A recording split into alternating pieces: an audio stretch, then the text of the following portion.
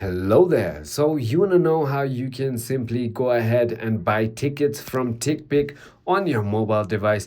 This is the only video that you'll ever need to watch on the internet. So with that being said, let's just get straight into the video. First things first, what I want you to do is simply go ahead and open App Store and make sure that you've downloaded and installed TickPick by just searching for it and go ahead and install it. Once you've done that, simply go ahead and tap on open, and now you're going to be on this page right over here. Make sure that you're logged in into your account as well. Now all you need to do is go ahead and find the show that you want to be in. So for example, Ariana Grande.